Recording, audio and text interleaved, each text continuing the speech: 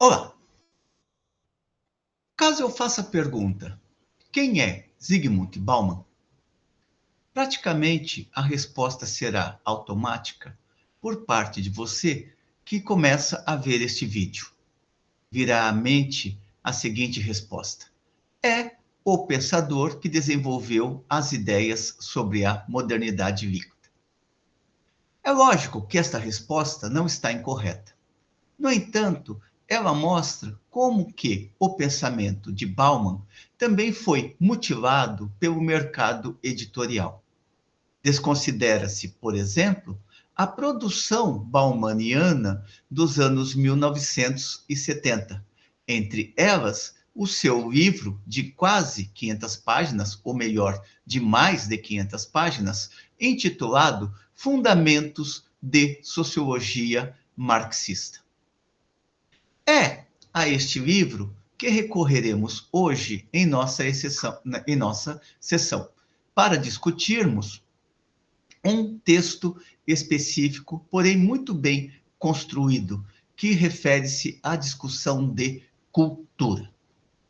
Geralmente, quando falamos de cultura, temos o hábito de criar mil elaborações extremamente abstratas, sobretudo apelando para a dimensão do simbólico. É lógico que a cultura, ela envolve a produção de referenciais simbólicos. No entanto, não existe cultura se não olharmos para a materialidade da vida social. Este é o ponto de partida da reflexão de Bauman. Reflexão esta na qual ele vai considerar também as várias contribuições que desde o século XVIII foram dadas no sentido de compreender o que é cultura. Vejamos, pois, como Bauman vai construindo a sua reflexão, que não é uma reflexão curta, portanto, demandará paciência de você que, mais uma vez, está vendo este vídeo. Bauman começa discutindo a respeito do ambiente social. Dirá ele: o homem passa sua vida em meio de outros homens, entre diferentes instituições, regras, preceitos, opiniões, instrumentos de trabalho e objetos de uso criados por seus semelhantes. O conjunto destes objetos e normas de vida compõe o ambiente artificial do homem. Artificial no sentido de que se criou no transcurso da história da coletividade humana. Logo, não é produto da natureza pré-humana, sim fruto do trabalho das gerações subsequentes. Este ambiente artificial no qual vive o homem se chama cultura. Feita esta consideração preliminar, Bauman recorrerá a um pensador, a um sociólogo polaco, que de nós é desconhecido, seu nome é desconhecido por nós. Aliás, Bauman só vai citar o nome deste sociólogo na página seguinte, Stefan Kizarnovsky. Ele parte das reflexões de Kizarnovsky. Dirá ele: um insigne sociólogo polaco definiu a cultura como um conjunto dos elementos objetivados do patrimônio social, comuns a muitos grupos, duradouros e capazes de estender-se no espaço próprio em razão da sua objetividade. Insigne no sentido de desconhecido. Em outras palavras, a cultura está constituída por objetos e regras do comportamento humano, opiniões e imagens que são elementos do patrimônio social, isto é, algo produzido por gerações e que toda a coletividade humana, e da qual toda a coletividade humana se apropriou, selecionou e incluiu como seu patrimônio e que, nesta função, transmitiu às gerações subsequentes. São elementos objetivados, portanto, materializados no sentido de externalizados e que continuaram a existir independente das vontades individuais. São elementos objetivados, ou seja, que podem ser utilizados por um número de pessoas mais vasto. E prossegue Bauman, sempre à luz do referido sociólogo. Estes elementos devem ser duradouros, ou seja, existir durante um largo período de tempo, serem utilizados por todos através das diferentes pressões reforçadas mediante sanções que a coletividade pode exercer sobre o indivíduo e, portanto, sujeitos ao controle social. Finalmente, outro traço característico da cultura é a capacidade de difundir-se no espaço, isto é, uma capacidade particular de expansão pela qual é possível que se transmita a outros homens, traço que caracteriza aos instrumentos de trabalho, aos métodos organizativos dos processos produtivos, às leis do Estado, às normas morais e às outras vertentes que compõem a cultura.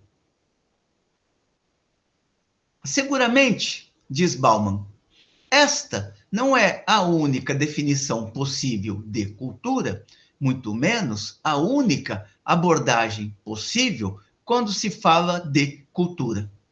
Existem numerosas outras que limitam o âmbito da cultura à esfera da consciência social, incluindo nela somente as normas e prescrições que regulam as relações humanas.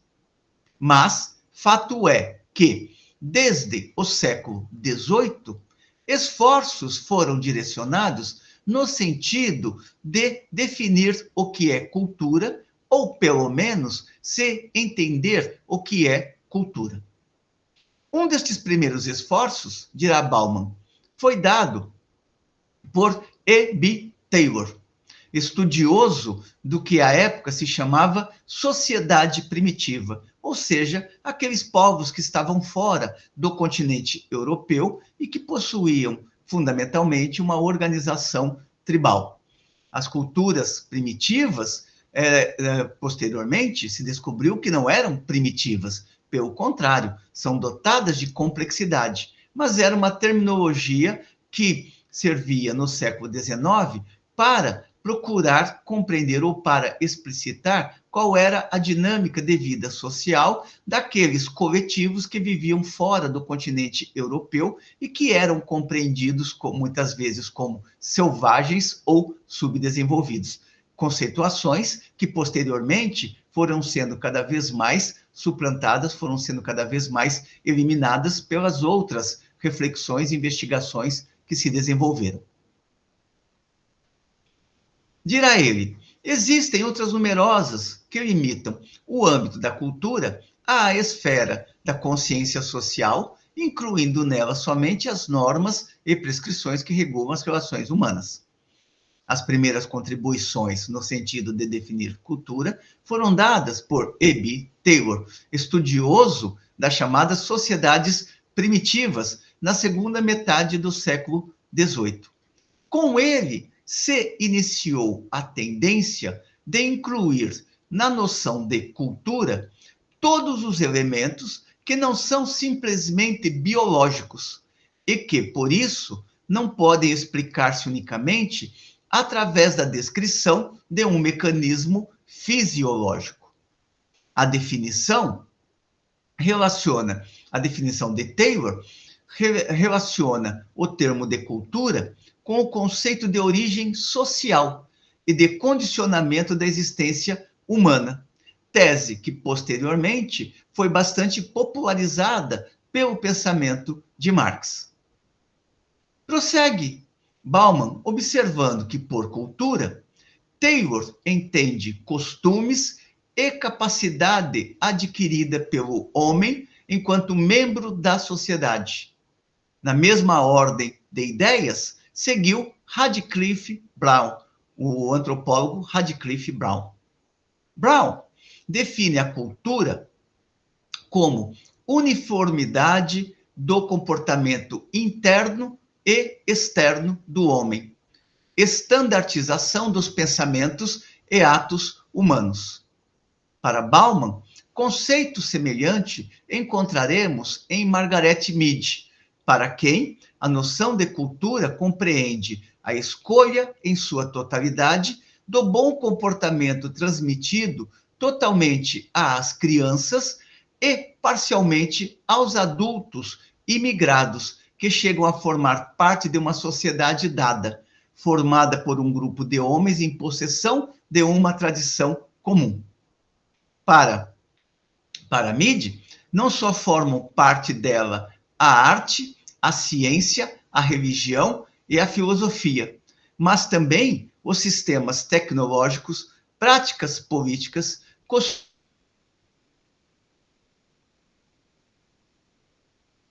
o cotidiano.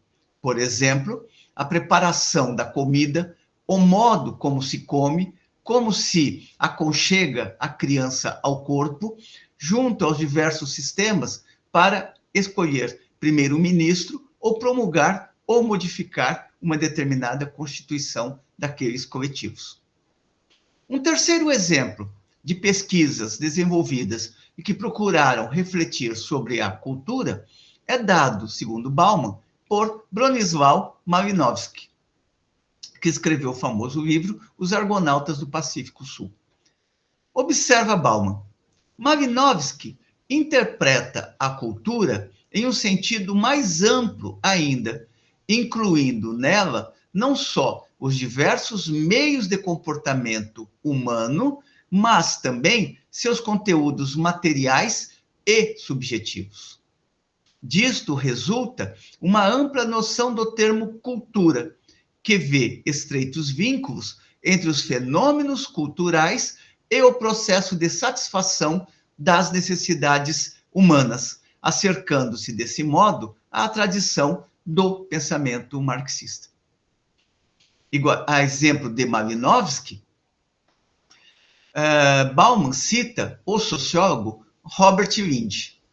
Linde define a cultura como conjunto de atividades desenvolvidas por um grupo de homens que habitam o mesmo território, seu modo de trabalhar, o que pensam e sentem de suas próprias ações, seus instrumentos materiais, seus valores e seus símbolos. Um aspecto importante da cultura, na leitura de Linde, é a origem social, ou seja, não considera aquilo que acontece como sendo algo natural. Por fim, cita Bauman, R.H. Lowe, para quem deve-se entender-se por cultura a soma geral de tudo aquilo que o indivíduo recebe da sociedade. Costumes e crenças, conduta moral, concepções artísticas e práticas culinárias, todos os fatores que não são resultado de sua atividade pessoal, porém que formam parte da bagagem do passado que o homem herda através do estudo formal ou não formal. De todas estas citações extraídas por Bauman, ele extrai uma conclusão, que é possível se observar que todos os autores selecionados compreendem que cultura é aquilo que diferencia aos homens dos animais. A cultura torna possível a produção material e espiritual do gênero humano. É atividade da que não há sido capaz de desenvolver nenhum outro gênero biológico, ou seja, os animais não possuem cultura. Pelo contrário, os animais herdam traços morfológicos e fisiológicos e os instintos que lhes possibilitam a existência segundo as exigências do ambiente. leia-se a adaptação a ditas exigências. Este mecanismo é incomparavelmente menos elástico e maleável que o modo especificamente social de herdar, que se realiza através da cultura. A aceitação dos elementos úteis às exigências da vida humana e a recusa dos resultados inúteis ou claramente nocivos na sociedade tem lugar através do processo de desenvolvimento da cultura, uma espécie de memória coletiva da humanidade. Por outras palavras, quando falamos de cultura, estamos nos referindo a um ser específico capaz de utilizar a razão, de selecionar aquilo que é útil ou inútil e, com isso, dar saltos qualitativos no interior da própria realidade, no interior da própria realidade, que apresenta a ele problemas a serem resolvidos. Portanto, a cultura é uma dimensão especificamente humana, uma vez que se desenvolve através do estudo, que torna duradouros as associações consolidadas por sua eficácia, enquanto leva ao esquecimento aquelas que não resistiram à prova da realidade, que não encontraram confirmação nela e que se hão debilitado sistematicamente por causa da sua ineficácia, por causa da sua pouca praticidade, que muitas vezes foi submetida às condições concretas, ou seja, à experiência prática. Prosseguindo em sua reflexão, Bauman vai observar, portanto, que na cultura de toda a coletividade humana, de cada geração, se amálgama, pois, a mais positiva concentração das experiências selecionadas pela prática histórica de muitas gerações. No processo do estudo, no processo da educação social, a geração jovem que acede à sociedade, ou seja, que vai fazer parte da sociedade, se apodera da dita concentração de recursos já transmitidos e parte já desta plataforma de experiências. Sua própria criação cultural é um passo adiante em relação à fase precedente, ou seja, em relação às gerações precedentes. Lembremos, nesse sentido, uma carta de Marx, datada dos anos 1850, que Marx endereça a Weidmayer. Nesta carta, ao comentar sobre Proudhon, Marx vai observar que a humanidade abandona várias formas sociais passadas, mas não abandona jamais as conquistas realizadas nos estágios anteriores da humanidade, ou seja, as conquistas realizadas pelas gerações anteriores. É a esta ideia que Bauman está recorrendo aqui também. Isto não quer dizer, observa ele, que a cultura ela elimine a dimensão biológica do homem. A existência da cultura social não anula a natureza biológica do homem. No entanto, dirá ele, em virtude da cultura, a natureza biológica experimenta uma especial metamorfose, uma metamorfose particular.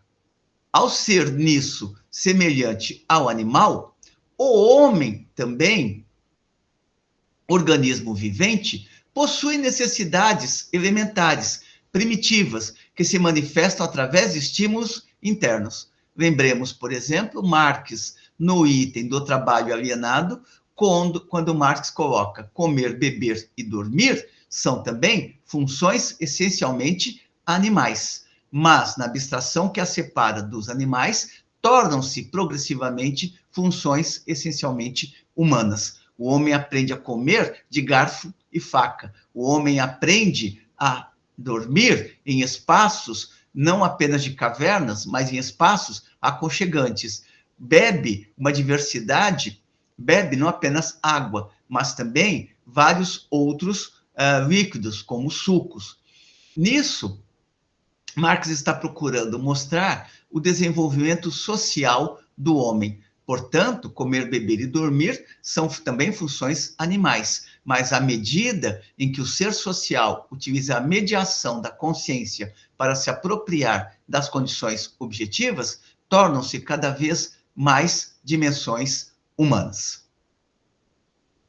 A estas necessidades elementares de conteúdo biológico, sua satisfação é condição indispensável para a sobrevivência do organismo e de seu correto funcionamento, precisamente no sentido biológico, pertencem à respiração, o saciar, a fome e a sede, a temperatura constante do organismo, o sonho e as relações sexuais.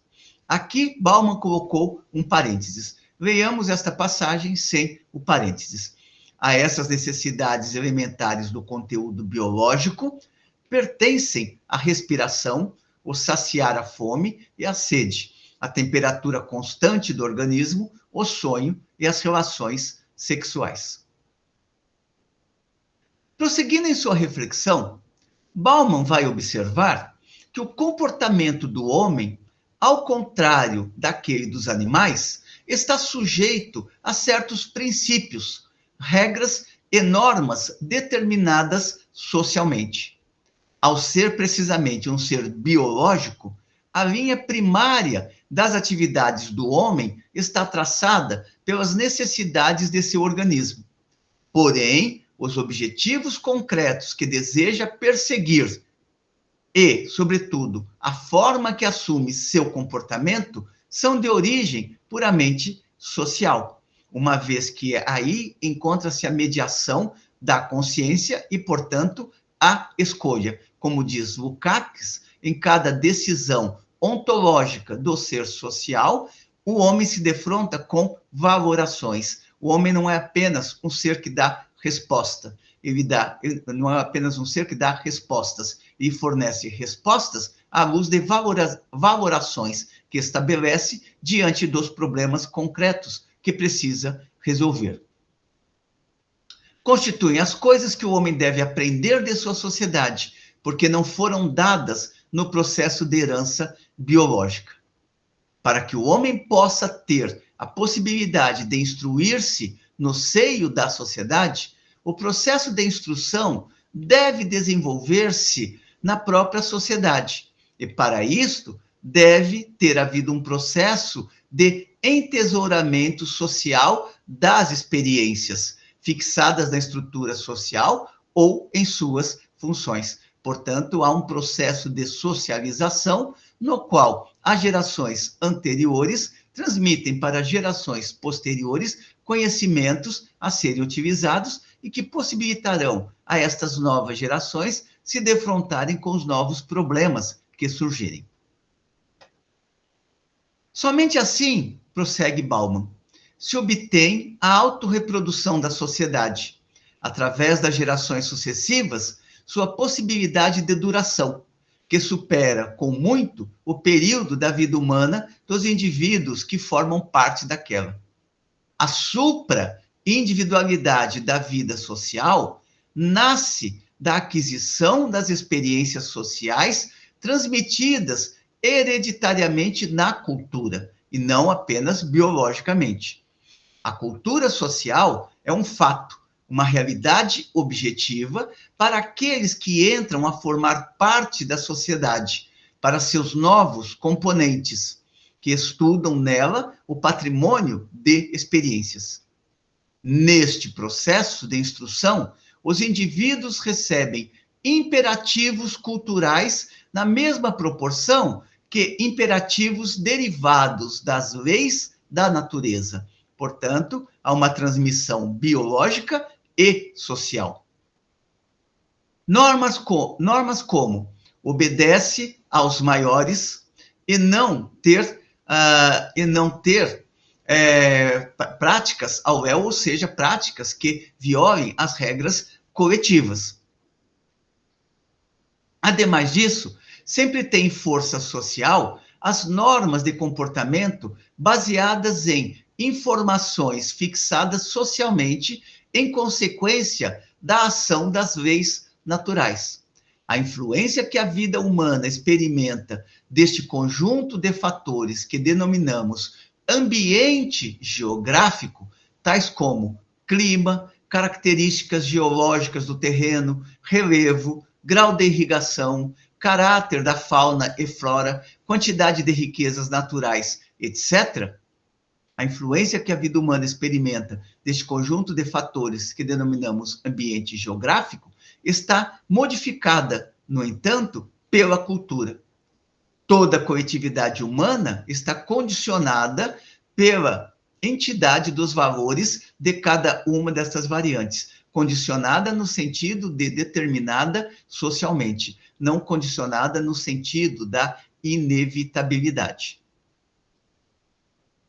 Prosseguindo esta discussão a respeito de cultura, dirá Bauman, a diferença da relação em relação à natureza entre o homem e o animal é evidente. A relação do homem é essencialmente de natureza social.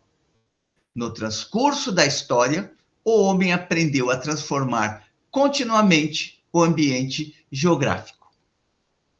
Ainda que admitindo que haja sido o ambiente geográfico o que deu forma à civilização humana, não há que esquecer que isso só pôde ocorrer mediante um considerável emprego da atividade humana em um ambiente, pois transformado pelos homens de maneira adequada às exigências da civilização e que, em qualquer caso, tal influência ha sido bilateral. É a ideia das teses de Feuerbach. O educador também precisa ser educado.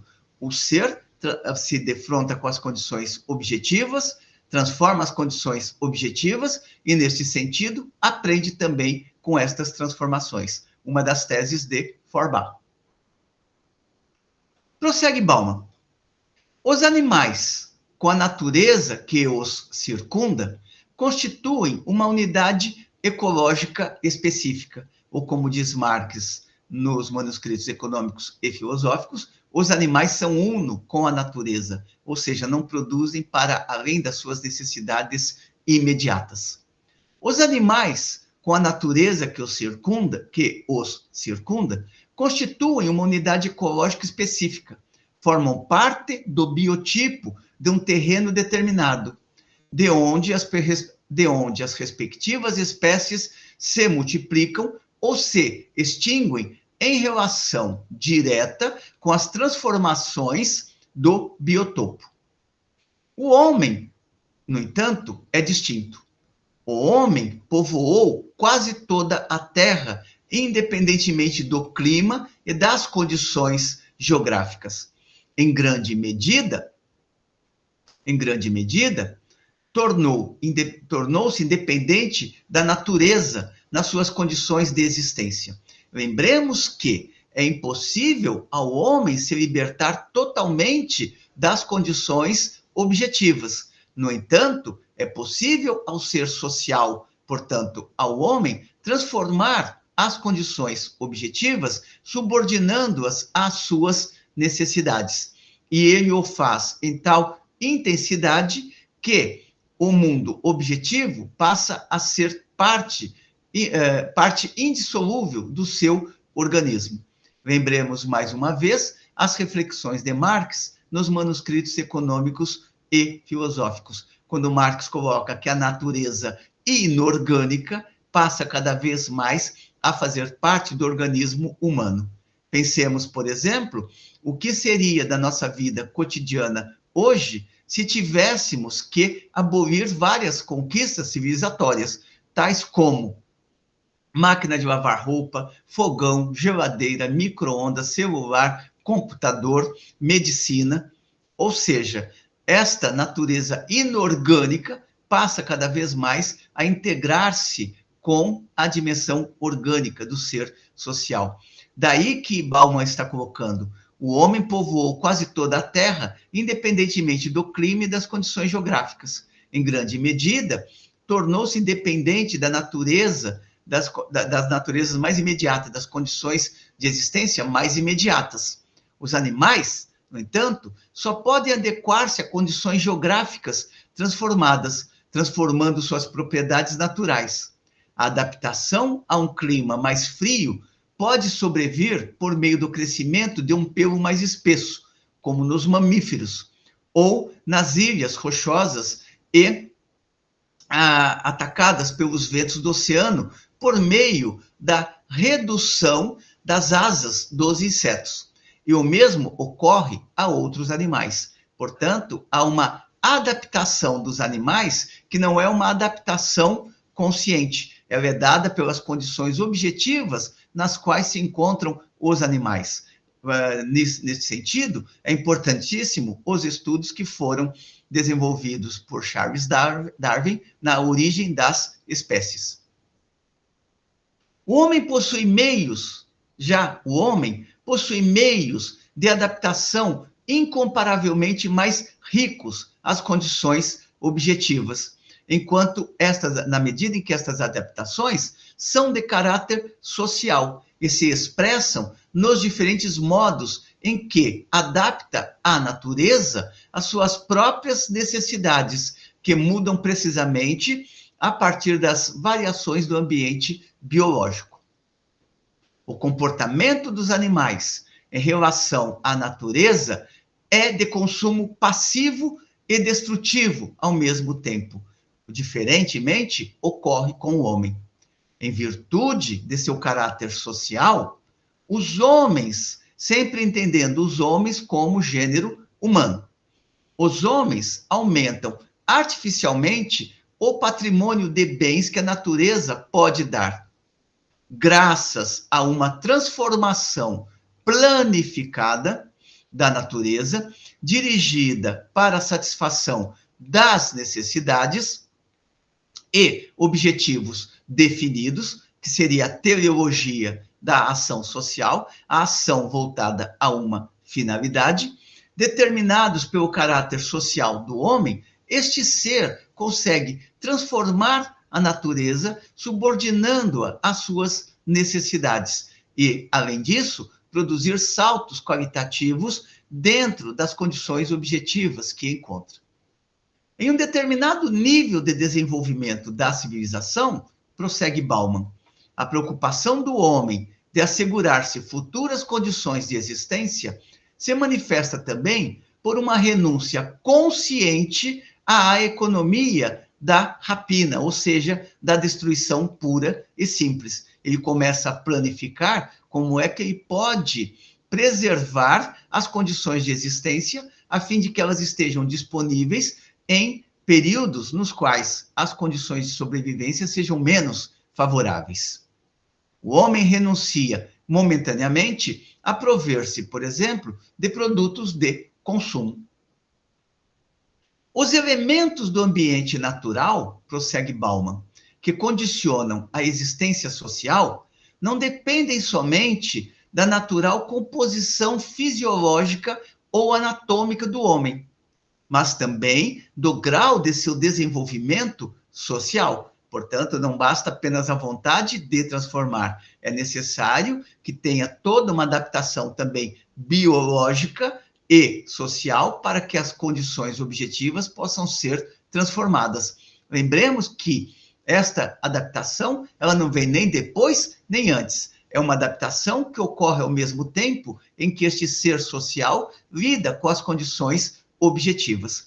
Há uma importante reflexão sobre isso no texto de Engels, O papel do trabalho no processo de transformação do mono em homem.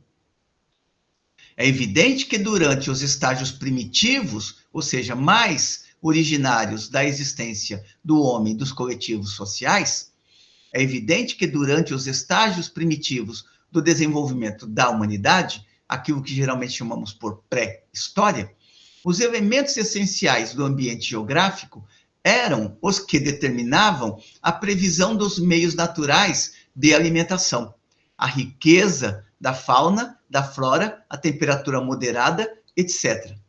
No entanto, no curso da história, e lembremos que quando falamos de história, estamos falando das relações sociais, da produção e reprodução da existência, do intercâmbio que o homem estabelece com a natureza, transformando a natureza, as condições objetivas e subordinando-as às suas necessidades. Lembremos também que a história, ela não é repetitiva, ela é configurada por diversos modos de produção. Modo de produção comunal primitivo, modo de produção asiático, modo de produção escravista, modo de produção feudal, modo de produção capitalista e a possibilidade da emergência de um modo de produção comunista nos tempos modernos. No curso da história da humanidade, referidos fatores perderam sua importância cada vez mais, substituído pelas riquezas naturais, incluídas as minerais. Ou seja, cada vez mais este ser, ele não vai ser apenas um ser passivo. Aquilo que Lukács vai dizer, a existência do ser social, ela transita da existência muda para uma existência não mais muda, uma existência inicialmente mais passiva para uma existência cada vez mais ativa, transformadora. Para Bauman, o denominador comum de todas essas propriedades humanas está determinado por certas condições sociais que filtram, por assim dizer, os elementos do ambiente geográfico em uma espécie de crivo social para logo exercer sua influência sobre o desenvolvimento da civilização. Tais condições sociais são a cultura historicamente formada, que é o fruto duradouro, socializado de experiências coletivas selecionadas. Não obstante, a história da humanidade não se desenvolveu de modo que todo o gênero humano não se tenha desenvolvido. Não obstante, a história da humanidade não se desenvolveu de modo que todo o gênero humano tenha extraído benefício em igual medida de suas progressivas experiências. Ou seja, a história nem é linear, muito menos os diversos agrupamentos humanos apresentaram o mesmo estágio de desenvolvimento ao mesmo tempo. No entanto, cada fragmento da humanidade foi progressivamente sendo unificado, de tal modo que as culturas particulares foram se tornando cada vez mais culturas universais. Isso quer dizer que os conhecimentos obtidos por determinados coletivos foram estabelecendo um contato com os conhecimentos estabelecidos por outros coletivos, à medida em que estes povos passaram também a ter um intercâmbio entre si, sobretudo através da troca, inicialmente de valores de uso e posteriormente de mercadorias. Prosseguindo aqui, Bauman dirá: a cultura é a forma que, através dos séculos, assumiu a vida da coletividade, mais unida internamente por ela e, ao mesmo tempo, diferenciada de outras coletividades. A característica mais importante de toda cultura é sua existência supra-individual, ou seja, não é um único indivíduo que dita as normas e regras ou que estabelece a cultura. Ela é resultado do intercâmbio coletivo dos indivíduos. Intercâmbio este que vai produzir a moral, a ética, entre outras manifestações supraestruturais. Isto, ou seja, fazer com que a cultura fosse a vontade de um único indivíduo, é uma impossibilidade. Isto seria impossível, no entanto, se não surgisse outro traço característico dos seres humanos, ou seja, a linguagem.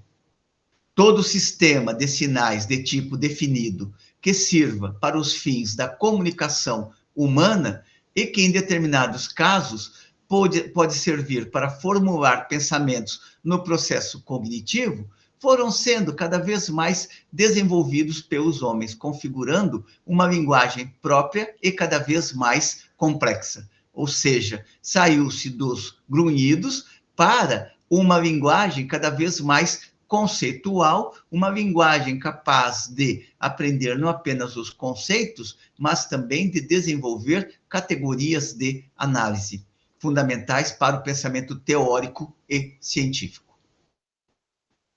E prossegue Bauman. A função própria da linguagem é comunicar às pessoas, ou tornar possível a comunicação das pessoas entre si, de maneira que se realize uma compreensão efetiva entre, pelo menos, duas pessoas, uma das quais utiliza certa linguagem para transmitir à outra seus próprios pensamentos ou sentimentos, enquanto a outra, ao perceber aqueles determinados sinais da linguagem, as entende do mesmo modo na que pensa e aceita seu interlocutor. Portanto, através da linguagem, vai se estabelecendo uma comunicação permanente entre os seres sociais. Ao falar de dois indivíduos, Bauman não está dizendo que um indivíduo inventou a linguagem. Pelo contrário, o desenvolvimento das condições materiais de existência forçaram o desenvolvimento da linguagem. Ou como dizem Marx e Engels da ideologia alemã, chega a um ponto em que os homens perceberam que tinham algo a comunicar uns aos outros. Discussão essa que está na primeira parte do livro A Ideologia Alemã, quando Marx e Engels discutem a filosofia de Feuerbach. Prosseguindo aqui, a tarefa que a língua cumpre, servir de meio de comunicação e entendimento entre os indivíduos, constitui uma particularidade especificamente humana deste processo histórico, mais vasta, que consiste na percepção das informações em sua transformação em decisões que dirigem a atividade humana, ou seja, por teleológicos cada vez mais complexos. Processo que se desenvolve nas três fases seguintes: analítica, que é a percepção da forma das informações reunidas. Semântica, se explica o significado dos sinais captados e se traduz o conteúdo das informações em uma linguagem que responde à estrutura. As informações recebidas, segundo regras mais ou menos estabelecidas, se transformam na atividade interna ou externa do esquema. E prossegue Bauman. A fase se torna a encontrar nos esquemas do caráter humano-social. Denota a existência do sistema de símbolos, de sinais secundários específicos, que designam, sempre de modo mais ou menos convencional, coisas ou estados não perceptíveis diretamente, sim, através dos significados que a sociedade lhes há atribuído. Para poder compreender estes símbolos, não basta captá-los somente com a ajuda dos sentidos. É necessário tê-los estudado antes. Isto é necessário ter fixado antes na mente, na memória, as informações recebidas. Portanto, internalizar as informações. Ainda que todos os homens tenham capacidade de falar pelo menos uma língua, é necessário, no entanto, que toda linguagem seja estudada e a disposição genérica a falar se realize sempre como assimilação de uma língua determinada socialmente. Observemos que, passo a passo, Bauman está acentuando que a cultura é um produto social, que a cultura ela vai comportando estágios cada vez mais complexificados da existência do ser social. Neste sentido, a linguagem é condição necessária para realizar um modo de vida especificamente humano e, ao mesmo tempo, é resultado de tal modo de vida. É aquela questão de que o educador precisa também ser educado.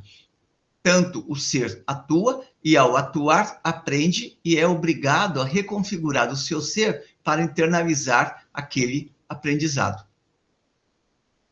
A linguagem é condição necessária para realizar um modo de vida especificamente humana e, ao mesmo tempo, é resultado de tal modo de vida. Nasceu correspondendo à necessidade de comunicação originada pelas exigências da vida do grupo.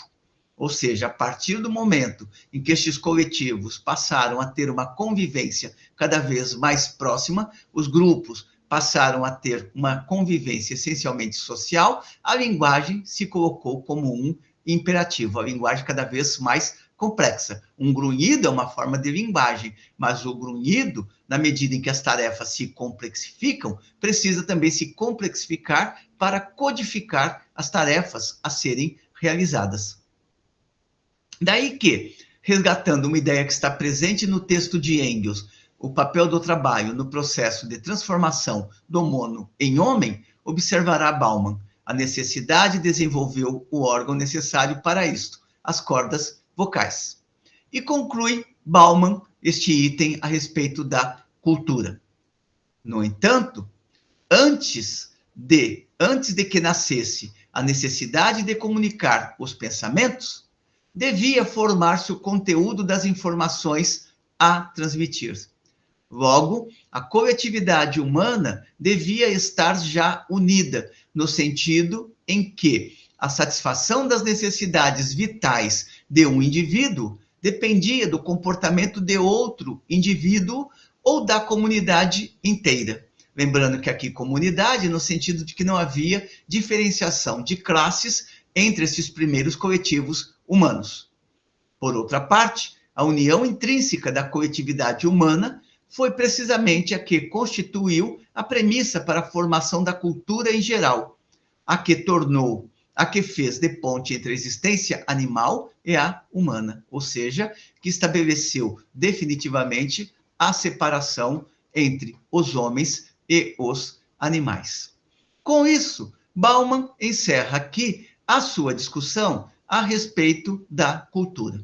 Discutimos hoje um texto que está num livro de 1975 de Bauman, publicado em espanhol, que se chama Fundamentos da Sociologia Marxista.